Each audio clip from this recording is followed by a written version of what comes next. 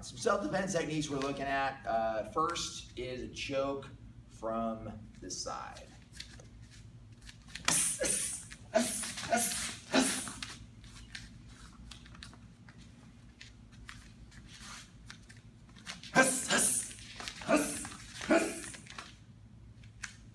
Nice and slow.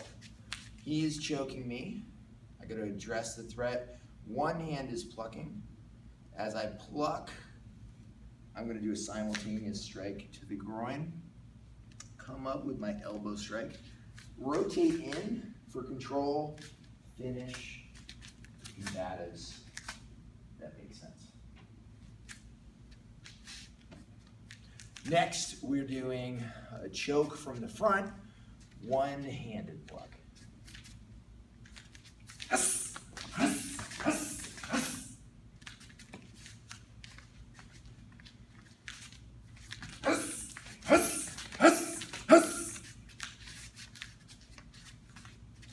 So he's choking me. One hand is going to perform the pluck as I drive in with a nice strong palm strike. In reality, it's going right here. But for my partners, we'll put it over here. Then I'm in position to clinch, neutralize with combatives.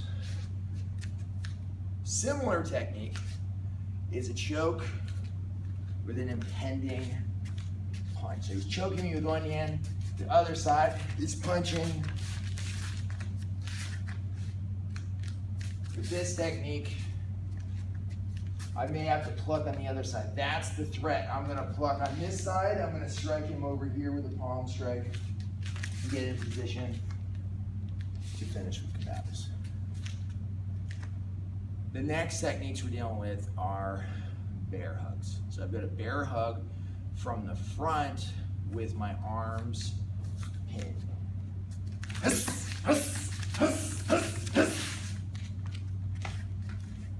Nice and slow. He comes in, face in space, knee strike, groin kicks, finish him off.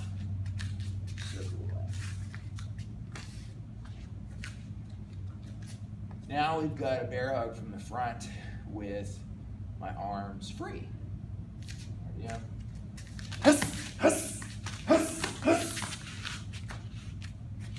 Slow, he comes in, very similar to the last technique. I'm gonna base it maybe a little harder to get there because of his arms. But I'm gonna get close to his hips, so shoot my leg back for control, fire up a knee strike, groin kicks, finish him off, look for my way out of there.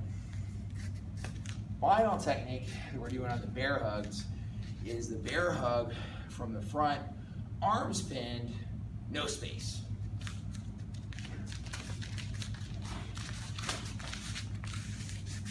So if I'm in a position where it's harder for me to base, he's got totally Velcroed, he's on top of me, I'm going to take my arms right here, I'm going to strike the groin, as we'll call these penguin chops. That creates some space. Now I go back to my basing out, shoot my right leg back, knee strike, finish just like the other technique.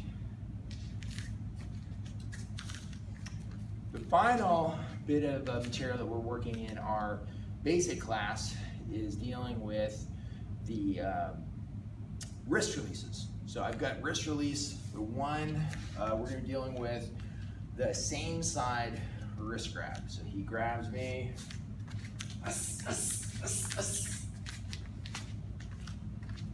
Now we may or may not need to use combatives depending on the situation. If it's just a drunk guy at a party, simply use the wrist release, pull back.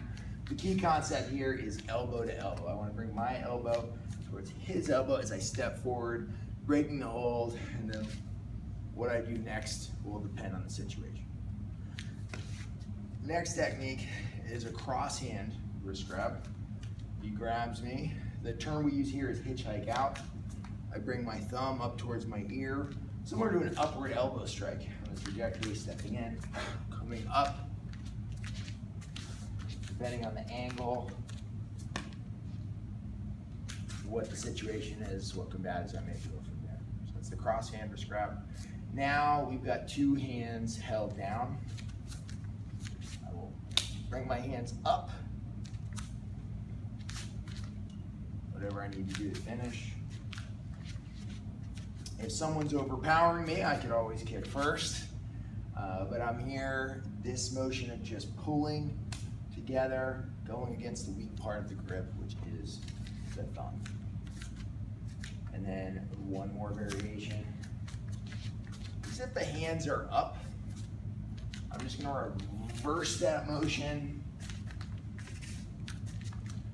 In this scenario, I'm gonna advise people to kick first, then come down.